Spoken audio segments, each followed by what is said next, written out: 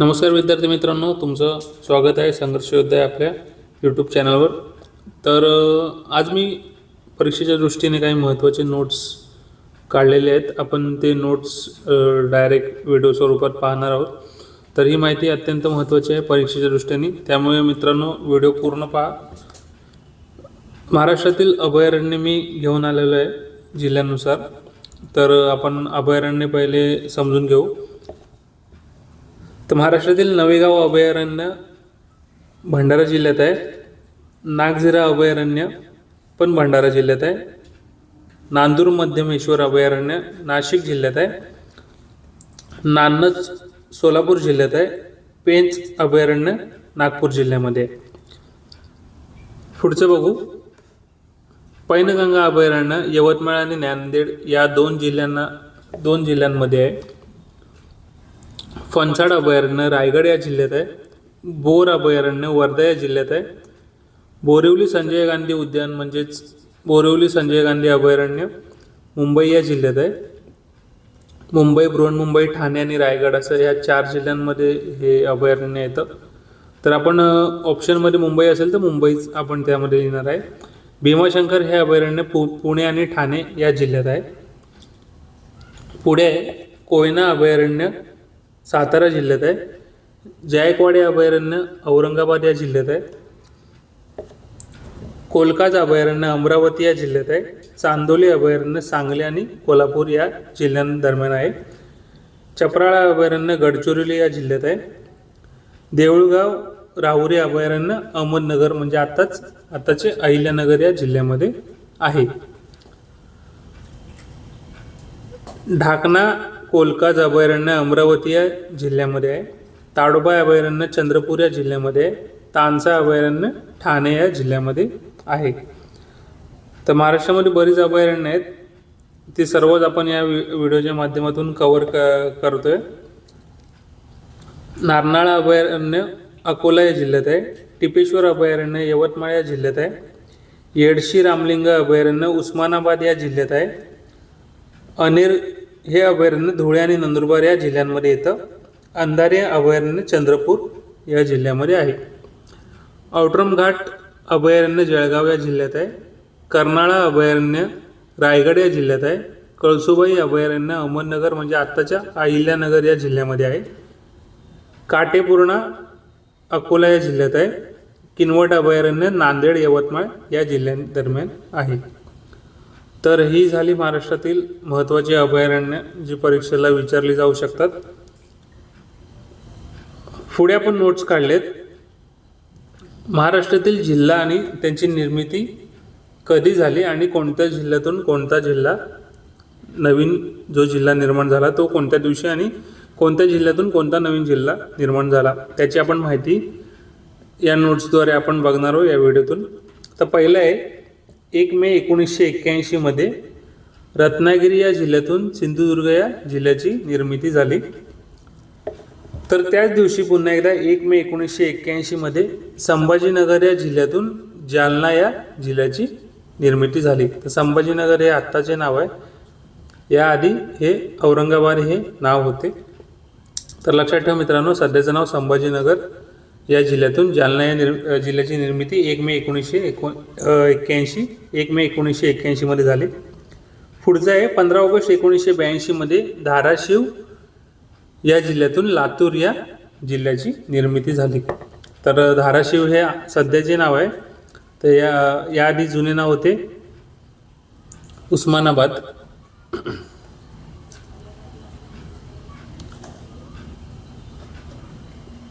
तर धाराशिवमधून उस्मानाबादमधून लातूर या जिल्ह्याची निर्मिती झाली 15 ऑगस्ट 1982 मध्ये.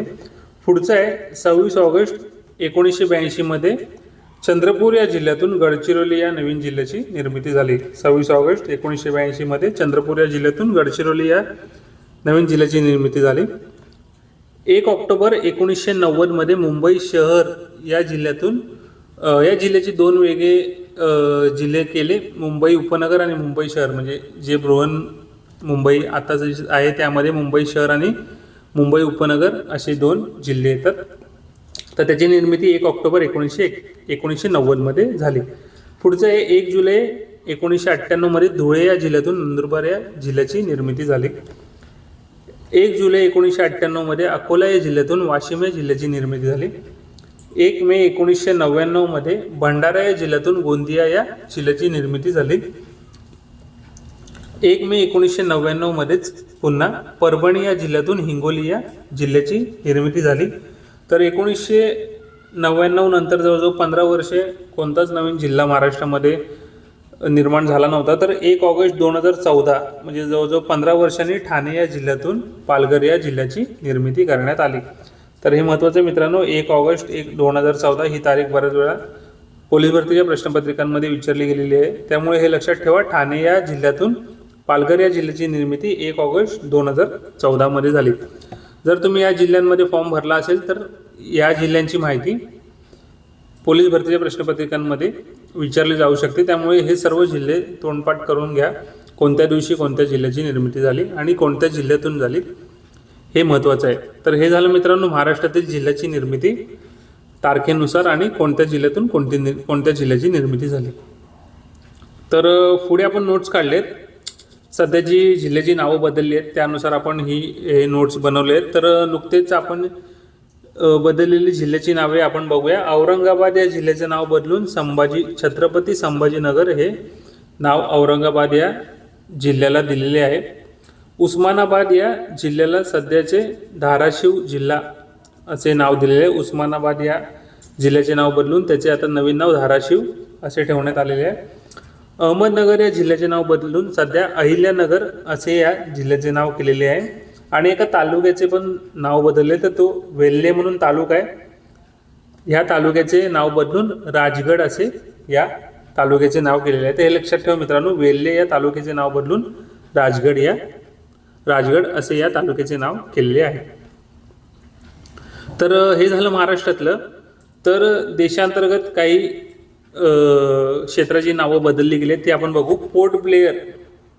पोर्ट ब्लेअर याचे नाव बदलून श्री विजयपुरम असे करण्यात आलेले आहे. पोर्ट ब्लेअरचे नाव बदलून श्री विजयपुरम असे करण्यात आलेले आहे.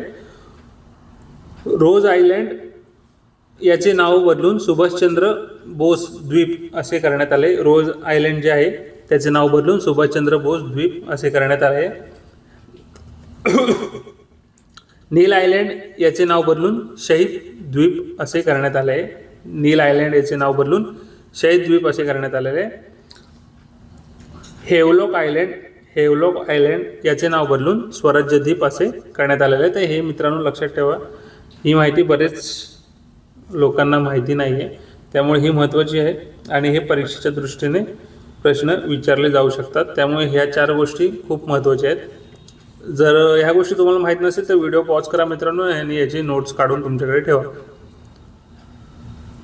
तर अजून एक आहे, जे सध्या राष्ट्रपती भवन दरबार हॉल जे होतं त्याचं नाव बदलून गणतंत्र मंडप असे या मोदी सरकारने केलेले आहे. राष्ट्रपती भवन दरबार हॉलचे नाव बदलून गणतंत्र मंडप असे नाव करण्यात आले आहे. तसेच राष्ट्रपती भवन अशोक हॉल जे पूर्वीचे नाव होते त्याचे बदलून अशोक मंडप असे करण्यात आलेले आहे. तर हे झालं संसद लेवलला. तर ह्या 2 गोष्टी सुद्धा मित्रांनो लक्षात ठेवा. राष्ट्रपती भवनातील राष्ट्रपती भवन दरबार हॉलचे नाव बदलून गणतंत्र मंडप आणि राष्ट्रपती भवन अशोक हॉलचे नाव बदलून अशोक मंडप असे करण्यात आलेले आहे. तर आता भारतातील काही महत्त्वाच्या घटना आपण बघू, ज्या पोलीस भरती परीक्षेच्या दृष्टीने खूप महत्त्वाच्या आहेत. तर महाराष्ट्रातील पहिले बघू. महाराष्ट्रामध्ये जी राष्ट्रपती राजवट लागली गेली होती ती कधी आणि किती दिवस होती त्याची आपण माहिती घेणार आहे यातून. 1981 मध्ये महाराष्ट्रामध्ये पहिल्यांदा राष्ट्रपती राजवट लागू करण्यात आली होती. ती 112 दिवस होती. आणि राष्ट्रपती राजवट लागू करण्यासाठी कलम 356 हे आहे, हे पण मित्रांनो लक्षात ठेवा.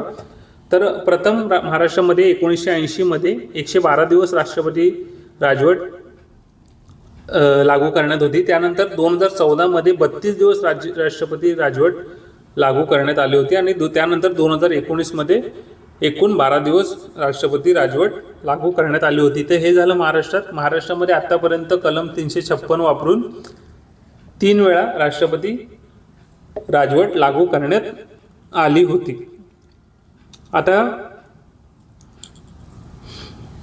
देश पातळीवर बघू आपण. भारतातील राष्ट्रीय आणीबाणी म्हणजे त्याचं कलम आहे 352. तर राष्ट्रीय आणीबाणी भारतामध्ये एकूण 3 वेळा लागू करण्यात आली होती. त्यामध्ये 1962 पहिल्यांदा राष्ट्रीय आणीबाणी लागू करण्यात आली होती, त्यानंतर 1971 आणि त्यानंतर 1975 असं भारतामध्ये कलम 352 वापरून एकूण 3 वेळा राष्ट्रपती राजवट लागू करण्यात आली होती. आणि त्यानंतर हे रुपयाचे अवमूल्यन म्हणून मी हे नोट्स काढले, तर हे पण मित्रांनो लक्षात ठेवा. रुपयाचे अवमूल्यन एकूण 3 वेळा करण्यात आलं होतं. पहिल्यांदा 1949 रोजी, त्यानंतर 1966 रोजी आणि 1991 असे भारतामध्ये रुपयाचे अवमूल्यन 3 वेळा करण्यात आले होते. तर ह्या पण गोष्टी जर तुम्हाला माहीत नसतील तर मित्रांनो व्हिडिओ पॉज करा आणि ह्या नोट्स तुमच्याकडे काढून ठेवा. तर पुढचं आहे मित्रांनो नोटबंदी. भारतामध्ये नोटबंदी एकूण 3 वेळा करण्यात आली होती.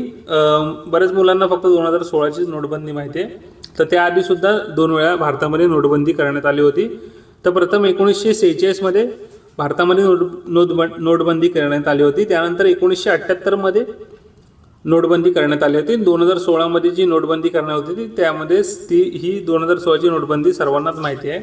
पण याआधी सुद्धा भारतामध्ये 1946 आणि 1978 अशी एकूण 2 वेळा आणि 2016ची मिळून एकूण 3 वेळा नोटबंदी भारतामध्ये करण्यात आली होती. तर हे झालं मित्रांनो नोटबंदी विषय. नोटबंदी करण्यामागचा एकच उद्देश असतो की जुन्या नोटा बंद करून चलनात वापरायच्या, नवीन ज्या छापलेल्या नोटा आहेत त्या चलनामध्ये आणण्यासाठी ही नोटबंदी करण्यात येते.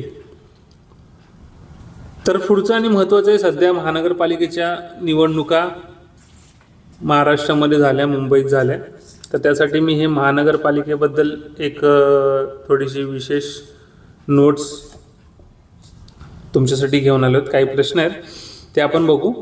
तर भारतातील महानगरपालिका असा टॉपिक असेल आणि त्यातले आपण काही प्रश्न जे मी काढलेत नोट्स म्हणून ते आपण बघू. तर देशातील सर्वात जुनी महानगरपालिका कोणती आहे, तर हे विचारलं गेलं तर चेन्नईमधील मद्रास ही जी महानगरपालिका आहे ती देशातील सर्वात जुनी महानगरपालिका म्हणजे 1688 रोजी याची स्थापना करण्यात आली होती. देशातील सर्वात जुनी महानगरपालिका आहे मद्रास, चेन्नईमधील मद्रास. पुढचं आहे महाराष्ट्रातील सर्वात जुनी महानगरपालिका म्हणजे बृहन्मुंबई महानगरपालिका. 1888 मध्ये याची स्थापना करण्यात आली होती. महाराष्ट्रातील सर्वात जुनी तर बृहन्मुंबई आणि भारतातील सर्वात जुनी ही चेन्नई आहे. तर बृहन्मुंबई महानगरपालिकेची स्थापना 1888 मध्ये करण्यात आली होती. त्याच्या पुढचं आहे भारतातील सर्वात श्रीमंत महानगरपालिका ही सुद्धा बृहन्मुंबई महानगरपालिका आहे, म्हणजे BMC बृहन्मुंबई महानगरपालिका. त्यानंतर आहे सर्वात मोठी महानगरपालिका म्हणजे क्षेत्रफळानुसार सर्वात मोठी महानगरपालिका ही पुणे महानगरपालिका आहे. याचं क्षेत्रफळ आहे 516.18 चौरस किलोमीटर. 516.18 चौरस किलोमीटर ही महानगरपालिका पुणे जिल्ह्यातली आहे, जी सर्वात मोठी महानगरपालिका क्षेत्रफळानुसार ओळखली जाते. पुढचा प्रश्न आहे सर्वात मोठी महानगरपालिका सदस्य संख्येनुसार, म्हणजे हे जे सदस्य निवडून गेले महानगरपालिकेवर त्या सदस्य संख्येनुसार सर्वात मोठी महानगरपालिका ही सुद्धा बृहन्मुंबईच आहे. टोटल 227 सदस्यांसाठी आता ही जी मागच्या निवडणुका झाल्या तर 227 उमेदवार या निवडणुकीतून निवडले गेले. तर सदस्य संख्येनुसार सर्वात मोठी महानगरपालिका ही बृहन्मुंबई आहे. देशातील सर्वाधिक महानगरपालिका असलेले राज्य महाराष्ट्र आहेत. एकूण 29 महानगरपालिका महाराष्ट्रामध्ये आहेत. देशातील सर्वाधिक महानगरपालिका असलेले राज्य म्हणजे महाराष्ट्र हे आहे. यावरून कळतं की महाराष्ट्राचा किती विकास झालेला आहे. महाराष्ट्रामध्ये सर्वाधिक शहरं आहेत, कारण का जिथे शहर असते तिथेच महानगरपालिकेची स्थापना होते. महाराष्ट्रामध्ये एकूण 29 मोठी शहरं आहेत. त्यानंतर हे सर्वाधिक महानगरपालिका असलेला जिल्हा कोणता, तर महाराष्ट्रातील सर्वाधिक महानगरपालिका असलेला जिल्हा हा एकमेव ठाणे आहे. ठाण्यामध्ये एकूण 6 महानगरपालिका आहेत. ठाण्यामध्ये एकूण 6 महानगरपालिका आहेत.